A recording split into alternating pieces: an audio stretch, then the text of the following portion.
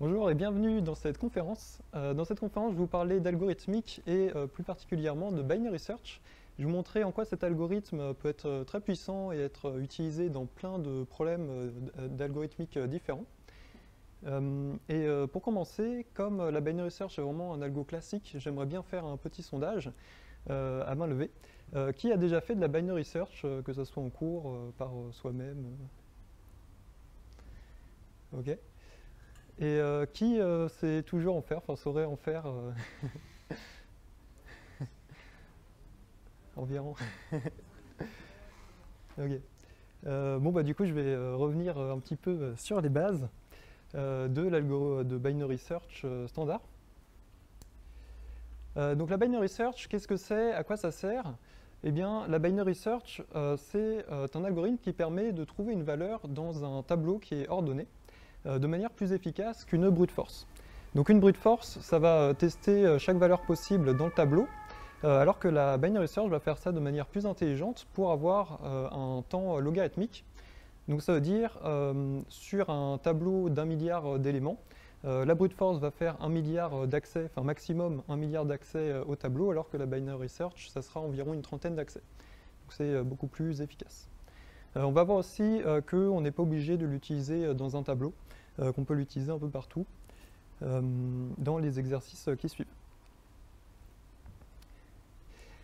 Alors pour illustrer comment fonctionne l'algorithme de binary search, je vais vous faire un petit exemple sur un tableau.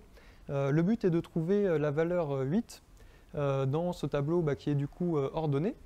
Et donc dans la binary search, il y a deux étapes. La première étape, ça consiste à initialiser un intervalle de confiance. C'est un intervalle où on est sûr que la valeur qu'on cherche est présente à l'intérieur. Et donc vu qu'on n'a pas commencé l'algorithme, eh bien on peut mettre le début de l'intervalle au début du tableau et la fin de l'intervalle à la fin du tableau. Donc voici l'intervalle initial représenté par, décaler un peu, représenté par les deux pointeurs qui simulent la fin et le début de l'intervalle. La deuxième étape, ça consiste à réduire cet intervalle. En fait, on va essayer de couper en deux cet intervalle jusqu'à que l'intervalle soit réduit à une seule valeur possible. Et du coup, on est garanti que c'est la valeur qu'on cherche. Et pour ça, j'ai placé un troisième pointeur sur la valeur du milieu, donc celle qui est entre les deux pointeurs de l'intervalle. Et à partir de cette valeur, je vais essayer de déduire si c'est mieux de réduire l'intervalle à gauche ou plutôt à droite. Donc là, on tombe sur la valeur 10 et on veut trouver 8 comme valeur. Et du coup, ce qui se passe, c'est que on peut comparer 10 à 8, et vu que 10 est supérieur à 8, toutes les valeurs qui sont à droite de 10, comme le tableau est ordonné, sont aussi supérieures à 8, et on peut les enlever de notre intervalle, puisqu'on est garanti que ces valeurs ne sont pas 8, enfin ne sont pas la valeur qu'on cherche. Donc à présent on a réduit notre intervalle et on peut continuer jusqu'à ce que l'intervalle soit réduit. Donc là le milieu c'est 4 et donc tout ce qu'il y a à gauche de 4, vu que 4 est inférieur à 8, eh bien on peut enlever et on réduit vers la droite. Et dans ce cas-là il ne reste plus qu'une seule valeur qui est la valeur 8 qu'on cherche. Alors j'ai pas traité le cas où 8 n'est pas présent dans le tableau, mais ça marche un petit peu de la même façon. C'est juste qu'à la fin on teste si c'est bien la valeur 8 et la valeur qu'on cherche, et on retourne -1 ou selon l'exercice ce qu'on veut. Ok.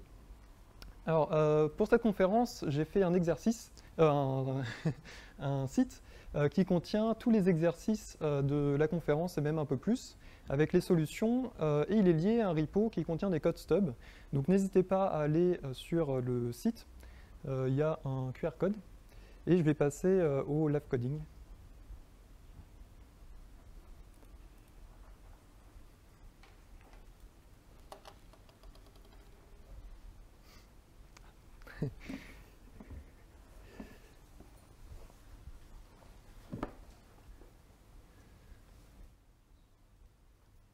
Et sinon le lien est sur le Discord de gconf. Merci.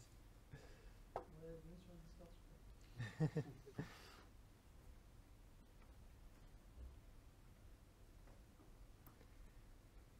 Ok. Alors, donc le premier exercice, c'est exactement l'algo que je viens de décrire, c'est la binary search, histoire de vous montrer un peu comment je le code. Donc là, je vais le faire en itératif, parce que je suis habitué à le faire en itératif, et je trouve ça quand même assez logique. Donc, c'est du C++, j'ai déjà fait des tests pour voir si c'est mis ou pas. Et il y a du coup le tableau qui est ordonné. Je sais pas si... Donc j'ai en entrée le tableau qui est ordonné et la valeur qu'on veut chercher. Et là, la différence avec l'algorithme que j'ai présenté, c'est juste que si la valeur n'est pas présente dans le tableau, on me demande de retourner -1. D'ailleurs, j'ai totalement oublié de montrer le site.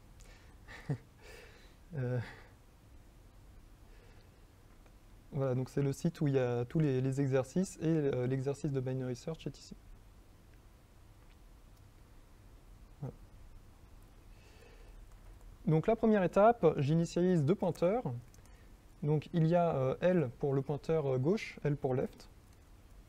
Donc c'est un pointeur qui va pointer vers le premier élément de l'intervalle. Au début, on l'initialise à 0, donc à gauche du tableau.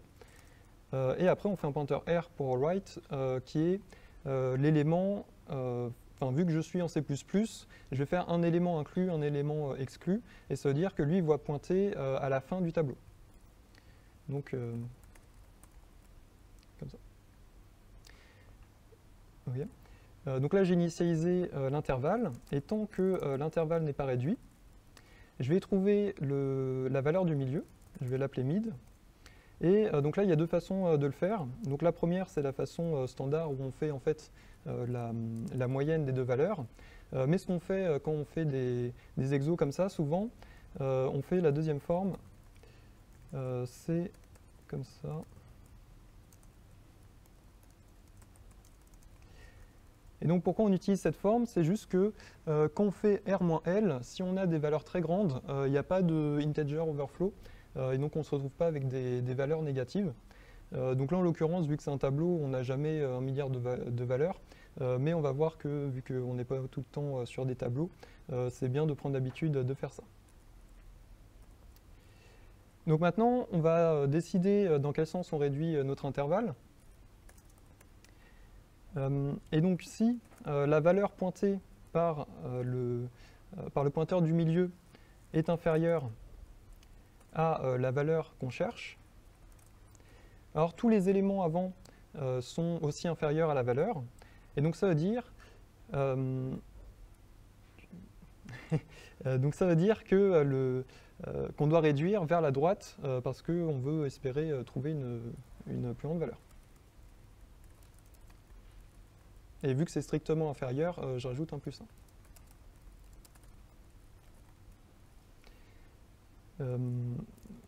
Ok. Ah oui, et j'ai oublié un dernier cas. Si on tombe directement sur la valeur, on peut renvoyer directement l'indice de cette valeur.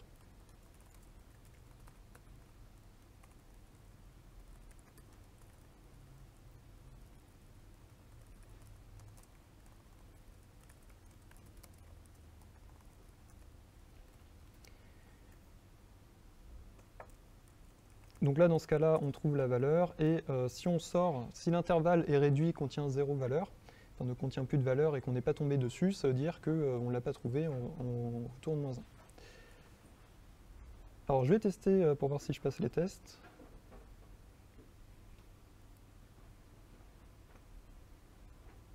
Yes.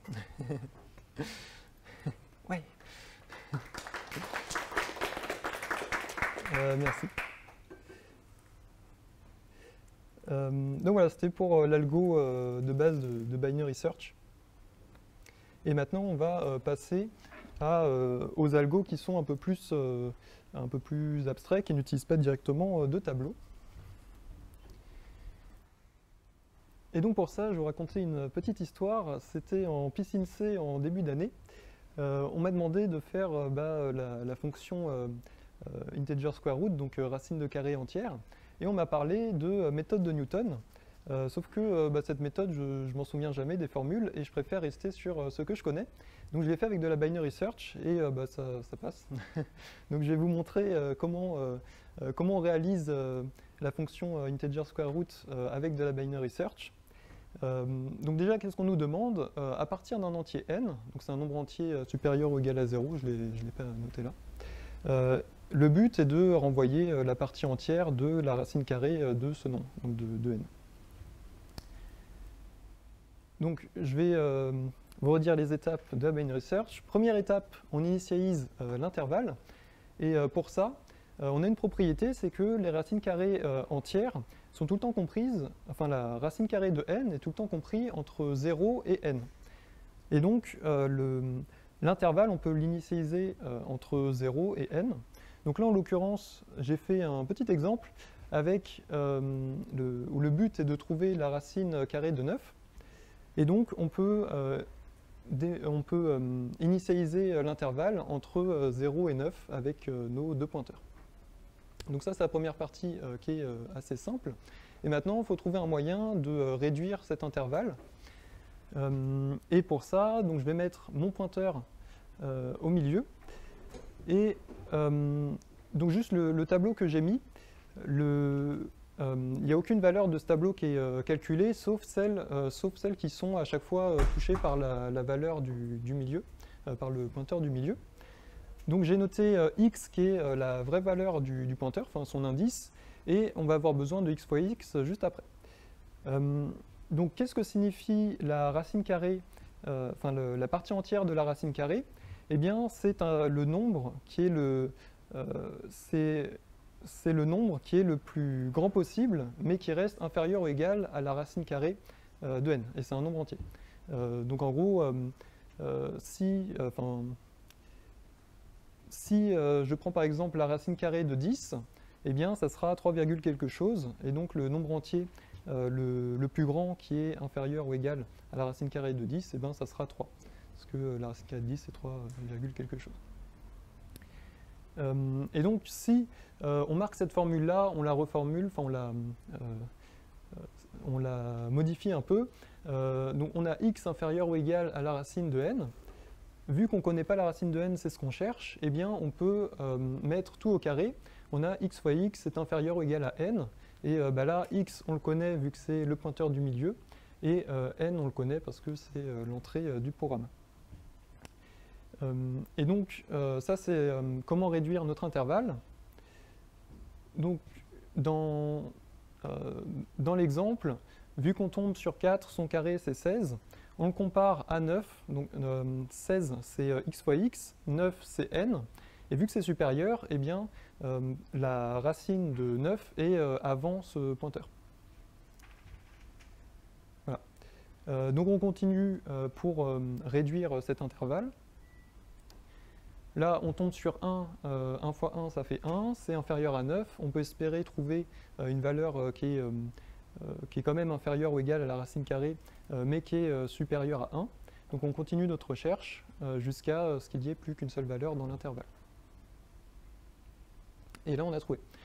Donc là, j'ai mis 9 est égal à 9, mais contrairement à tout à l'heure, on ne va pas tester si c'est exactement égal, puisque si on tombe sur un carré qui n'est pas parfait, c'est-à-dire par exemple si je prends 10 en entrée, eh bien on n'aura pas 9 est égal à 10, vu que c'est des entiers, je ne trouverai pas 3, quelque chose.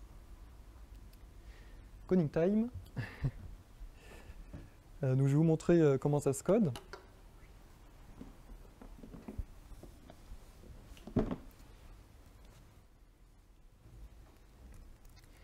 Donc c'est à peu près la même chose que tout à l'heure. J'initialise le premier pointeur à 0, puisque ce que j'ai dit tout à l'heure, c'est entre 0 et n. Vu que c'est un intervalle exclu, je vais rajouter un +1 à mon pointeur droit. Et tant que l'intervalle n'est pas réduit,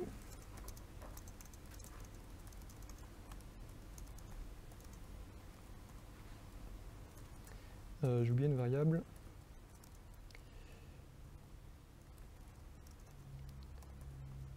Je vais initialiser une variable qui contient qui est la dernière valeur telle que tel que on a x carré est inférieur ou égal à n. Donc au début, on l'initialise à 0. Enfin, on l'initialise à la valeur la plus basse. Donc si x fois x est inférieur ou égal à n, donc si x carré est inférieur ou égal à la racine au carré, eh bien, on peut mettre à jour le résultat. On peut espérer potentiellement trouver une valeur au-dessus qui est quand même telle que x fois x est inférieur ou égal à n. Enfin, je veux dire, la valeur fois la valeur est inférieure ou égal à n. Ah, c'est pas mid.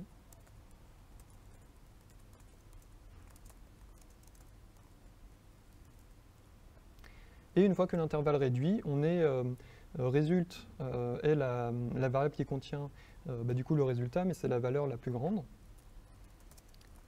Et on retourne ce résultat. Et normalement, à partir de là, ça devrait être bon. Voilà. Et donc dans ce code, contrairement à mon exemple, ça prend aussi, si c'est pas un carré parfait, ça marche aussi. J'ai fait des tests comme 42 par exemple, c'est pas un carré parfait. Donc voilà pour le deuxième exercice.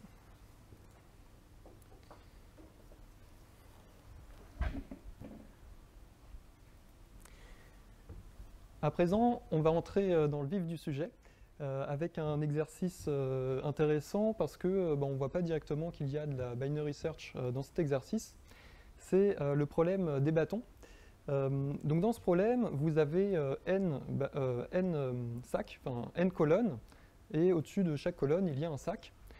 Chaque sac a une taille spécifique, et vous êtes un magicien qui peut générer des bâtons à partir de ces sacs. C'est-à-dire que on peut prendre un bâton à partir d'un sac, enfin le générer quoi, et le mettre dans sa colonne associée. Et du coup, ce bâton, il aura la taille du sac. Par contre, vous êtes un magicien un petit peu noob, et malheureusement, vous n'arrivez pas à générer plus de k bâtons. Donc le maximum de bâtons que vous pouvez générer, c'est k. Une fois que vous avez généré tous ces bâtons, le but est de maximiser un certain score, et ce score correspond à la colonne de taille minimale, enfin à la taille au minimum des tailles des colonnes, je veux dire. La taille d'une colonne, c'est juste l'ensemble des bâtons qui ont été générés dans cette colonne. Enfin, si je génère 2 bâtons de taille 3 dans une colonne, eh bien la colonne aura une taille de 6. Donc je vais faire un petit exemple. J'ai 3 sacs de différentes tailles. Donc le premier sac, enfin j'ai 3 colonnes qui contiennent 3 sacs. Et j'ai aussi 5 générations possibles. Donc au début, le minimum des colonnes est 0, donc j'ai un score de 0. Et on va voir comment en 5 générations, je peux maximiser mon score. Donc là, je vais prendre un bâton à partir du premier sac. Et donc je le pose dans sa colonne respective. Donc la première colonne a une taille de 3.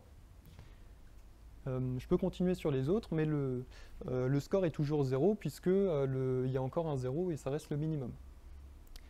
Une fois que j'ai généré 3 bâtons, le score change, il devient 3 parce que le minimum a changé.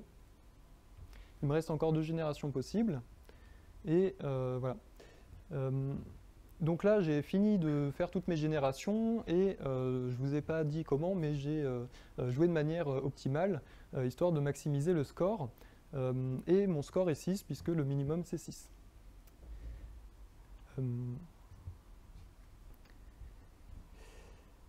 Donc si on veut résoudre ce problème, on peut faire un algorithme greedy, donc c'est-à-dire un algorithme glouton, qui prend à chaque fois le minimum d'une colonne et qui pose le bâton dans cette colonne. Et ça marche, mais il y a un problème, c'est que la complexité, c'est s'il y a n colonnes, eh ben, c'est du n fois k. Et ça, c'est un problème parce que dans mon exercice, j'ai dit il y a jusqu'à 10 puissance 5 colonnes et 10 puissance 5, enfin 10 puissance 5 générations, donc le k peut aller jusqu'à 10 puissance 5, et j'ai pas envie de faire 10 puissance 10 opérations.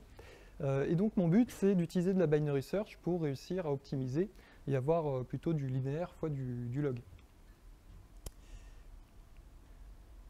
Alors pour ça, on va casser en deux le problème. Donc le concept, c'est de directement trouver ce score minimum, ce score maximum, en faisant de la binary search. Donc au début, on initialise un intervalle et on va faire une query function. Donc la query function, c'est la fonction qui va me dire dans quel sens je vais réduire. Et cette fonction, on va voir qu'elle répond à est-ce que c'est possible d'atteindre un tel score, là je mets en l'occurrence x. Donc pour vous donner un petit peu d'intuition, voilà la fonction, la query function. Donc est-ce que c'est possible d'atteindre un tel score? En fait, cette fonction va renvoyer vrai pour tous les scores qui sont inférieurs ou égaux au score maximum. Ça, c'est logique. Et du coup, après, ça sera faux. Et l'idée, c'est qu'à partir de ces valeurs, on fasse une binary search pour tomber sur le dernier 1, donc le score associé qui est maximum. Mais avant ça, il faut quand même initialiser l'intervalle et on peut remarquer que le score de 0 est tout le temps atteint puisque le minimum est initialisé, le minimum est 0 de base. Et maintenant, il faut trouver un score qui va majorer tous les scores possibles, c'est-à-dire un score qui est au moins égal au score maximum, supérieur ou égal, je veux dire. Et pour ça, imaginez qu'on a une seule colonne, imaginez qu'on prend la colonne de taille maximum et qu'on génère autant de bâtons qu'on a le droit de générer. Et ça on ne pourra pas avoir un score au-dessus de ça, puisqu'on a on a utilisé toutes nos générations dans la colonne maximum. Donc pour l'exemple, j'ai mis de 0 à 9, mais si on utilise le maximum des colonnes x k, et ça nous donne 30. Mais c'était juste pour vous montrer. Donc ça, je l'ai dit, ça revient à trouver le dernier 1, et je vais passer vite fait sur l'animation. On fait une binary search pour une fois qu'on... notre pointeur du milieu, pour réduire l'intervalle, on va faire appel à notre query function. Est-ce que c'est possible d'atteindre le score de 4? Oui. Donc on essaye d'atteindre un score encore mieux. Est-ce que c'est possible d'atteindre un score de 7? Non. C'est pas possible de trouver mieux, donc on réduit vers la gauche. Et on continue jusqu'à converger vers le meilleur score. Donc là, c'est 6. Okay. Il nous manque un dernier point, parce que cette fonction, si elle n'est pas optimisée, donc la query function, eh bien, ça ne sert à rien de faire de la binary search, puisque l'algorithme ne sera pas optimisé. Donc pour l'exemple, je me suis demandé, est-ce que c'est possible d'atteindre un score supérieur ou égal à 4? Et pour ça, on va, vu que le score c'est le minimum de chaque colonne, il faut que chaque colonne dépasse 4. Et donc je peux passer dans chaque colonne et mettre des bâtons tant qu'on n'a pas un score de 4.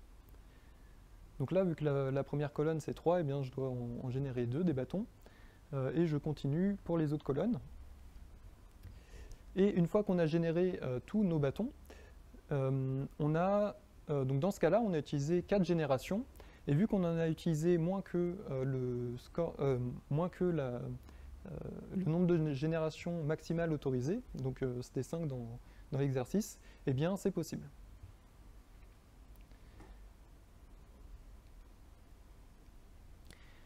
Alors maintenant, on va passer à l'optimisation de cette fonction. Le problème, c'est que si on simule encore le processus, eh bien, ça va prendre énormément de temps. Donc, comment c'est possible? En prenant l'exemple d'une seule colonne, le but, ça serait de trouver une opération en temps constant qui nous donne le résultat. Donc, imaginez à partir d'un certain score, dans l'exemple C4, donc à partir d'un certain score, combien de générations on doit utiliser pour obtenir pile ce score? Eh bien, si on divise ce score par la taille du sac, ça nous donne exactement le nombre de bâtons qu'on doit mettre. C'est-à-dire que si le score c'est 4 et la taille du sac est 3, ça nous donne 4 sur 3, ça fait environ 1,333. Et si je mets 1,333 bâtons sur une colonne, j'ai pile le score de 4. Mais je n'ai pas le droit d'utiliser un score, un nombre de générations non entier, et donc je suis obligé d'arrondir à l'entier supérieur pour avoir un score qui est au moins supérieur ou égal au score désiré. Et donc ça se fait en O de 1, et pour les n colonnes, ça fait du O de n. Et donc au final, j'ai une fonction de n log n. Maintenant, je vais vous montrer comment ça marche.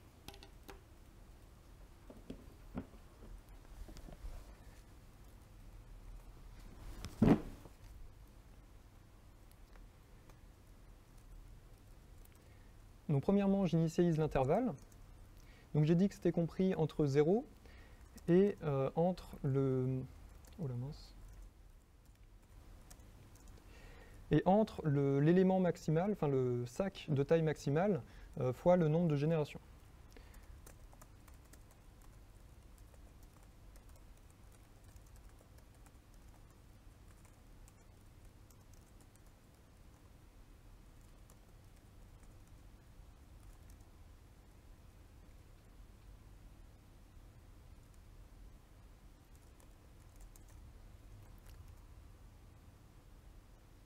Je ne sais pas pourquoi j'ai ça. Donc là, je vais créer une variable, le score, le dernier score possible à atteindre, que je vais initialiser au... ah oui, ok.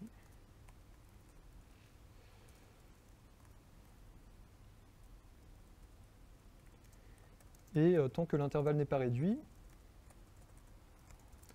je vais prendre la valeur du milieu.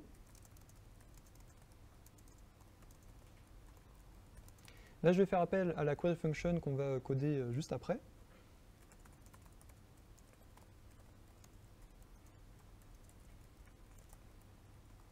Si c'est possible, je peux espérer trouver, enfin j'ai potentiellement un score qui est encore plus grand, donc j'ai d'autres scores maximum possibles.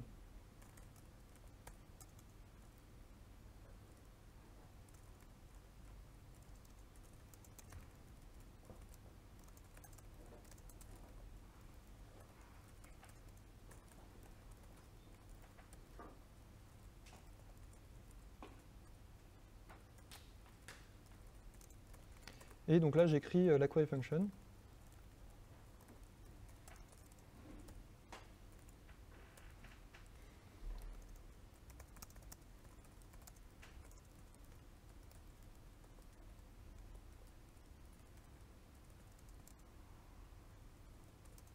Donc est-ce que c'est possible d'atteindre un score de x? Ça répond à cette question.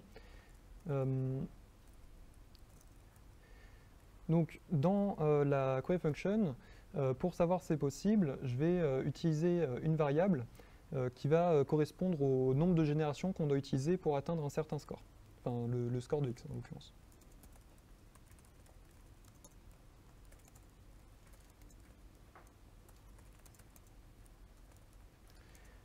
Donc pour chaque colonne, on va dire, je vais calculer le nombre de générations dont j'ai besoin pour cette colonne. Et donc là, comme je l'ai dit, c'est le score qu'on veut atteindre, divisé par la taille de cette colonne, mais c'est arrondi à l'entier supérieur. Et donc pour ça, il y a une formule. Suffit de mettre un -1 au numérateur, et on rajoute 1 à la fin, et ça nous arrondit à l'entier supérieur.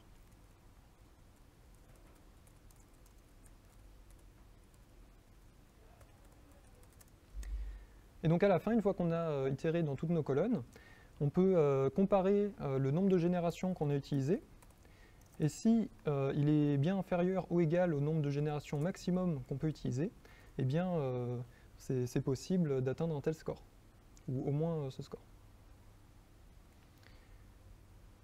Donc là, je vais tester si ça marche. Ok. Et donc voilà, j'ai réussi à passer les tests. Je vais juste passer sur un test pour vous montrer la différence entre une binary search et la méthode greedy. Sur ce test-là, ça met environ 30 secondes. Donc ça met environ 30 secondes avec la méthode glouton, mais ça met moins d'une milliseconde en binary search. Donc c'est efficace.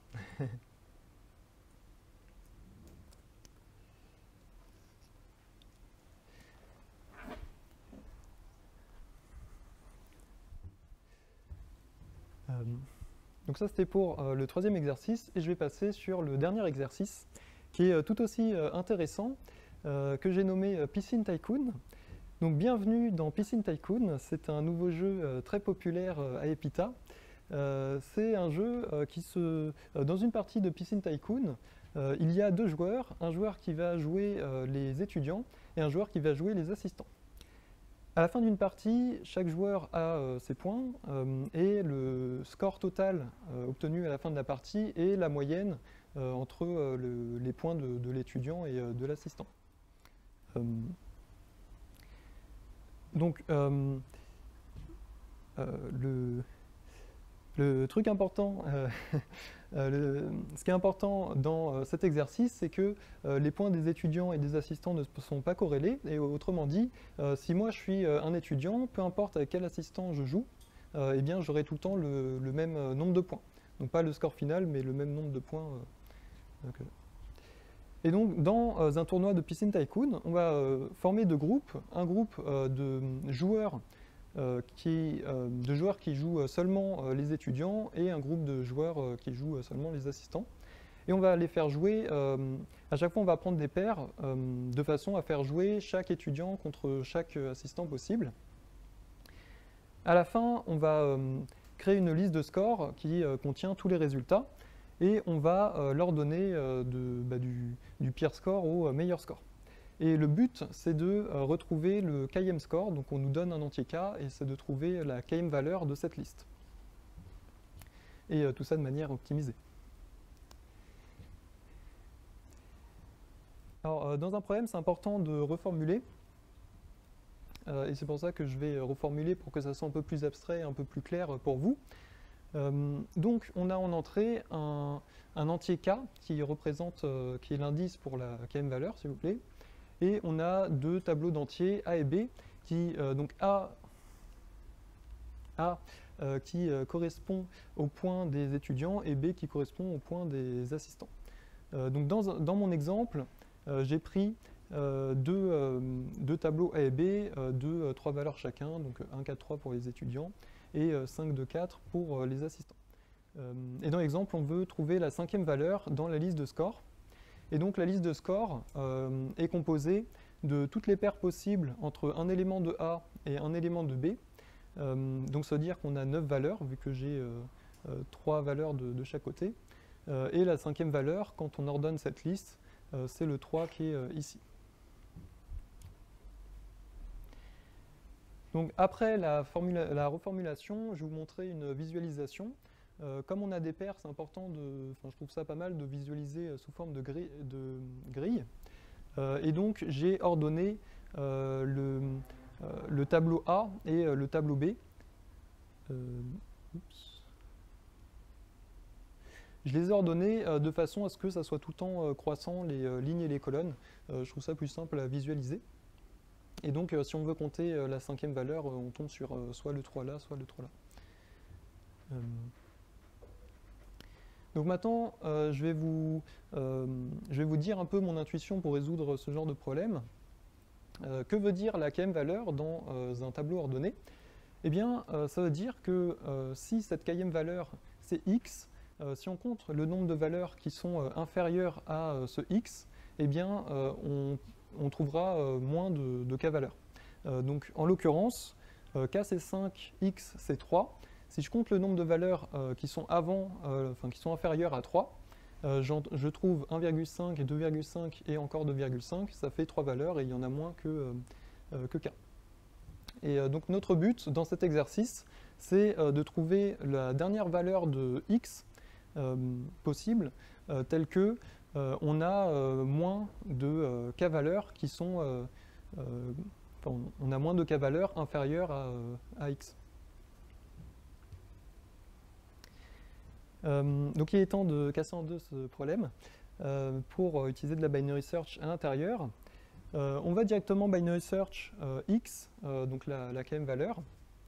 Et la deuxième étape, ça consiste à créer la query function qui va répondre à la question combien y a-t-il de valeurs inférieures à ce x. Et en fonction de ça, on peut décider de quel sens on réduit. Donc première étape, on va initialiser notre binary search, enfin notre intervalle de binary search. Le score minimum possible, c'est la moyenne des minimums. Et pareil pour le maximum, sauf qu'on utilise maximum. Jusqu'à là, ça va. Et à présent, je vais passer sur la query function, qui consiste, comme je l'ai dit, à compter le nombre de valeurs inférieures à un certain x. Et donc l'idée, c'est qu'avec la binary search, on va tester avec plein de x possibles pour réduire l'intervalle. Donc si on utilise ma visualisation ici, on peut compter juste en itérant dans toutes les valeurs, mais le problème avec ça, c'est que on itère encore une fois dans toutes les paires possibles. Et ça revient à ne pas faire le problème de manière optimisée. Et donc, il faut optimiser ça. Et donc, j'aime beaucoup ce problème parce que, comme on a ordonné le tableau B, que j'ai mis ici, eh bien, si on itère ligne par ligne, on peut refaire une binary search intérieure pour compter le nombre de valeurs inférieures à x. Donc si x c'est 3, je peux faire une binary search pour trouver 3, et du coup toutes les valeurs qui sont inférieures sont juste avant 3. Je peux faire ça pareil dans toutes les lignes, et à la fin j'additionne le nombre de valeurs, bon là je les ai surlignées, mais j'additionne le nombre de valeurs inférieures, et on obtient le nombre total de valeurs inférieures à un certain x. Alors pour la complexité, au lieu d'utiliser n fois m, si les tableaux ont une taille respective de n et de m, si on utilise la brute force qui consiste à évaluer chaque paire possible, eh bien on a n fois m opérations. Mais là, avec la binary search, on fait une binary search de temps logarithmique qui va faire appel à une query function de temps, comme je l'ai dit, vu qu'on itère dans toutes les colonnes, c'est du linéaire, dans toutes les lignes, je veux dire, c'est du linéaire, et quand on refait une binary search, c'est du logarithmique.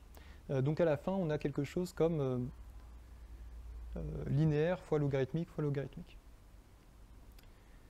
Et voilà, donc ça, je vais pas la coder, mais elle est dispo quand même, la solution est dispo sur mon site. Et donc voilà, c'était tout pour la présentation des exercices de binary search. J'espère que ça vous a donné envie de faire de l'algorithmique. Et j'espère que vous avez compris un peu l'idée de comment appliquer la binary search à un exo un peu différent de la binary search classique. Et donc dernièrement, si vous souhaitez faire de l'algorithmique, n'hésitez pas à traîner sur les plateformes style Codeforces ou Google Kickstart. Sont des plateformes où on peut faire des compétitions ou bien des archives, donc juste les problèmes comme ça. Et dernièrement, n'hésitez pas, si vous aimez bien créer des problèmes comme ça, vous pouvez rejoindre Prologin. Merci à Gconf de m'avoir permis de faire cette conférence, et merci à vous d'être ici.